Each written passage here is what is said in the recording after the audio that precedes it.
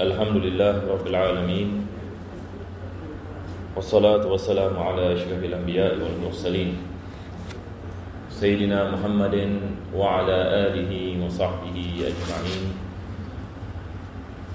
Alhamdulillah, kehadiran rahmati Allah, kita memulakan pengajian pada malam bahagia ini dengan kita memanjatkan syukuran kita kepada Allah Subhanahu wa taala dapat kita berkumpul untuk meneruskan, dan kita berdoa mudah-mudahan Allah menjadikan pengajian ini sebab pengampunan bagi segala dosa, dan Allah mengabulkan segala hajat dan menyelamatkan kita daripada segala bala, segala wabak, segala musibah dan azab di dunia dan akhirat.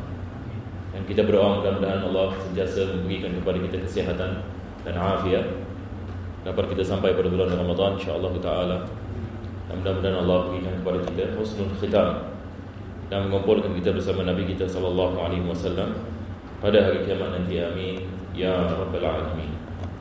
Jadi insya-Allah kita masuk pada kitab Dakwah Utama, yang mana kita masih membicarakan tentang kepentingan dan kesabaran apabila menghadapi ujian daripada Allah Subhanahu wa taala. Kita surat 180.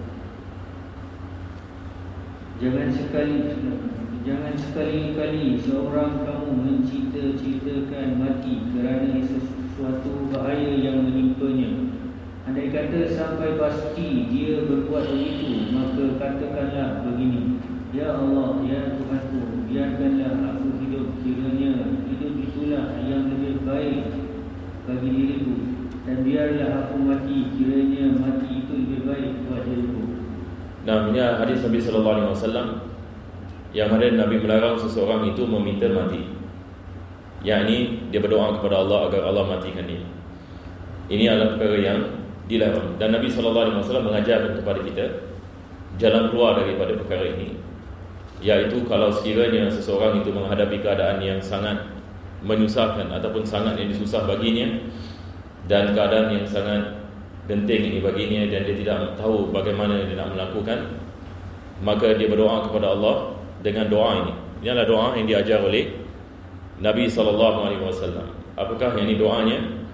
Doanya adalah Allahumma ahyini ma kanatil hayatu khairan li wa tawaffani idza kana al-wafatu khairan li. Yani maksudnya, ya Allah, berikanlah aku hidup sekiranya kehidupan itu adalah baik bagiku, dan matikanlah aku sekiranya kematian itu baik bagi aku. Yang ini maksudnya dia menyandarkan kepada ilmu Allah Subhanahu wa taala. Dia mengatakan, ya Allah, kalau sekiranya perkara ini baik, maka laksanakanlah. Kalau sekiranya perkara yang sebaliknya itu adalah baik, maka laksanakanlah. Jadi ini kita mengatakan daripada doa yang mana kita menyandarkan kepada ilmu Allah Subhanahu wa taala. Jadi kita apabila kita berdoa, daripada adab ini doa adalah kita menyandarkan kepada ilmu Allah dan bukan ilmu kita. Kita menyandarkan kepada ilmu Allah Subhanahu wa taala dan bukan kepada ilmu kita. Apa maksudnya? Sebab kadang-kadang kita menyangkakan satu perkara itu baik bagi kita, tapi sebenarnya dia tidak baik. Kadang-kadang kita menyangkakan satu benda itu dia tidak baik bagi kita, akan tetapi di dalamnya ada kebaikan. Maka Allah mengetahui dan kita tidak mengetahui. Jadi kita diajarkan dalam Islam, apa saja kita nak melakukan, maka penting untuk kita sandarkan kepada ilmu Allah Subhanahu wa taala. Sebab Allah lebih mengetahui sama ada perkara tersebut adalah baik bagi kita ataupun sebaliknya. Itu sebab dalam doa istikharah juga Nabi sallallahu alaihi wasallam mengajarkan, kalau kita ada istikharah, kita nak melakukan sesuatu dan kita tidak mengetahui sama ada perkara ini baik atau tidak baik, maka kita melakukan doa yang sama. Ya Allah, kalau sekiranya perkara ini baik bagiku, maka Engkau mudahkanlah. Kalau sekiranya perkara ini tidak baik bagi aku, maka Engkau jauhkanlah. Sama juga seorang itu nak berkahwin, kalau sekiranya wanita ini baik bagiku dan duniaku dan akhiratku, maka Engkau jalankanlah. Kalau sekiranya ini tidak baik bagiku, maka jangan langsungkan. Jadi kita menyandarkan kepada ilmu Allah Subhanahu wa taala. Sebab manusia ini, ilmu kita ini terhad, dan disebabkan kejahilan kita dan kelemahan kita, kita banyak kali kita menyangka satu benda itu baik bagi kita, tapi sebenarnya tidak baik. Allah sahaja yang mengetahui apa yang baik dan apa yang tidak baik. Perkara yang kedua, Nabi SAW juga mengajarkan kepada kita akan mengetahui situasi kita. Situasi, yakni satu orang misalnya dia berada dalam satu keadaan dan dia apabila mempelajari situasinya, dia dapat mengetahui apa yang dikehendaki oleh Allah Subhanahu Wa Taala daripadanya. Jadi dia muamalah dengan Allah Subhanahu Wa Taala berdasarkan dengan keadaan yang dia berada di dalamnya. Sama ada Allah Subhanahu Wa Taala mahu dia meneruskan keadaannya ataupun dia mengeluarkan dirinya daripada keadaan tersebut. Bagaimana dia mengetahui? Dengan dia mempelajari ini tentang hukum ahkam yang bersangkut paut dengan keadaan yang dia berada di dalamnya. Dan dalam masa yang sama berdoa kepada Allah, kalau sekiranya keadaan ini adalah baik bagiku, maka kau yakni jadikanlah. Kalau sekiranya tidak, maka yakni hindarkan segala yang perkara yang tidak baik. Jadi ini adalah daripada cara yang kita berdoa kepada Allah Subhanahu Wa Taala. Daripada kesilapan adalah kalau sekiranya seseorang itu dia menyangkakan sesuatu perkara itu baik baginya dan dia berdoa kepada Allah supaya dilaksanakan perkara tersebut. Ini adalah kesilapan.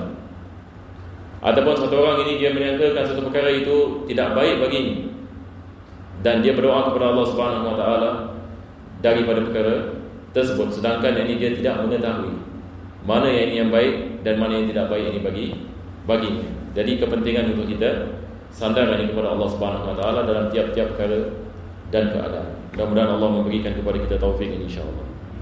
Baik, teruskan. Jika sekiranya dia bimbang terfitnah dalam agamanya, maka ketika itu tiadalah terlarang perkara itu, yakni mencita-citakan mati. Nah, ini adalah pengecualian. Kalau sekiranya dia takut ini kekufuran, kalau sekiranya dia hidup ini takut dia terjerumus ini di dalam ini kekufuran, maka dia meminta mati yang ini kepada Allah Subhanahu Wa Taala dengan doa tadi. Yang ini dia bercita-cita tapi dia berdoa dengan perkara tersebut. Ya Allah, kalau sekiranya kematian itu baik bagiku, maka kau matikanlah aku. Kalau sekiranya tidak, maka kau hidupkanlah aku. Sebab hakikatnya dia tidak mengetahui. Dia tidak mengetahui ini apa yang akan berlaku pada masa ini yang akan datang. Kita lihat ini berlaku kepada Ashabul Kahfi, sehingga kan mereka lari daripada keadaan mereka.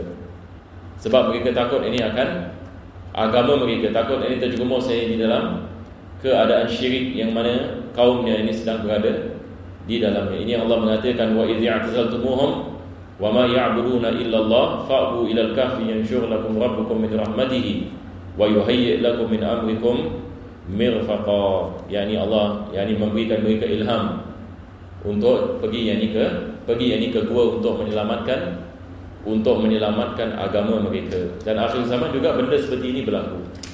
Itu sebab suratul Kahfi, semua kisah dan suratul Kahfi dia berkait dengan akhir zaman. Yani akhir zaman manusia mungkin akan berada dalam keadaan yang mana dia diuji dalam agamanya. Siapa yang beragama Islam menghadapi ini banyak dugaan dan banyak benda-benda yang dahsyat ini yang berlaku, seperti mana kita dengar orang Islam dimasukkan dalam concentration camp sebagai misal. Dan di dalam concentration camp ini mereka diajar benda-benda yang sehingga mereka lupa agama dan sebagainya. Dan ini sedang berlaku. Ini adalah fitnah dalam agama sangat dahsyat sekali. Jadi apa yang disebutkan dalam suratul Kahfi ada kait ini dengan ini perkara tersebut. Mudah-mudahan ini Allah selamatkan kita. Kita alhamdulillah kita di sini kita masih diberikan peluang untuk kita belajar ilmu agama, mengamalkan agama. Jadi kita nak kena mengambil ini peluang ini, sebab kita tidak mengetahui apa yang akan datang pada minggu-minggu yang akan datang. Ayo. Hal ini telah diriwayatkan daripada sekumpulan para sahabat Nabi sallallahu alaihi wasallam dan juga para salaf saleh radhiyallahu anhum ajma'in. Kategori sabar yang terpuji. Di antara sabar yang terpuji yang sangat besar pahalanya, iaitu kesabaran menanggung musibah seperti kefakiran dan kemelaratan. Berkata Ibnu Abbas radhiyallahu anhu, sabar yang tersebut di dalam Al-Quran ada 3 tingkatannya. Ini juga kita telah bicarakan yang sebelum ini berkenaan dengan tingkatan ini bagi kesabaran. Imam Al-Haddad menukilkan daripada tafsir Ibn Abbas. Nah, kita baca. Yang pertama, sabar menjalankan ketaatan kepada Allah Ta'ala, dan dia ini mempunyai 300 darjat. Ini adalah bahagian yang pertama, iaitu sabar dalam melaksanakan ketaatan. Jadi maksudnya kita melakukan salat, kita melakukan puasa, ia memerlukan kepada kesabaran. Sebab kadang-kadang kita mungkin menghadapi kesusahan, misalnya nak melakukan salat ke ataupun nak melakukan ibadat puasa, tetapi kita menahannya dan kita bersabar untuk melaksanakan ketaatan. Ini yang bahagian yang pertama. Yang kedua, sabar menahan diri dari kemaksiatan terhadap Allah Ta'ala, dan dia ini mempunyai 600 darjat. Nah, ini lebih besar pahalanya daripada, ataupun lebih besar daripada bersabar atas ketaatan, iaitu sabar daripada melakukan maksiat. Sabar daripada melakukan maksiat. Sebab manusia ini dirinya cenderung kepada maksiat. Asalnya ni nafsu manusia ini dia cenderung ini kepada maksiat. Maka bersabar ini atas maksiat ini lebih berat daripada bersabar atas ketaatan. Aywa. Ketiga, sabar menghadapi musibah dan bencana, dan dia ini mempunyai 900 darjat. Nah, ini yang lebih besar, iaitu sabar atas musibah. Satu orang ini diuji ini dengan penyakit, diuji dengan malapetaka dan musibah dan sebagainya. Maka kesabaran daripada perkara ini lebih besar ini pahalanya daripada yang pertama dan juga yang kedua. Kadang-kadang ada orang yang dia bersabar atas ketaatan, tetapi dia tidak sabar atas maksiat. Kadang-kadang satu orang yang dia sabar atas ketaatan, tapi dia tidak sabar ini atas musibah. Jadi apabila terkena yang musibah, maka hilang ini iman. Ada orang ini mampu yang sabar atas maksiat, tapi tidak mampu yang sabar ini atas musibah. Jadi kalau sekiranya seorang itu mampu yang sabar ini atas musibah, Masya Allah, ini menunjukkan ada iman. Jadi dia, kalau dia melaksanakan ketaatan dan dia dapat meninggalkan daripada maksiat, maka dia adalah seorang yang diberikan hidayah ini oleh Allah Ta'ala. Baik, kita berhenti di sini. Kita akan masuk ini kepada kitab ini yang seterusnya.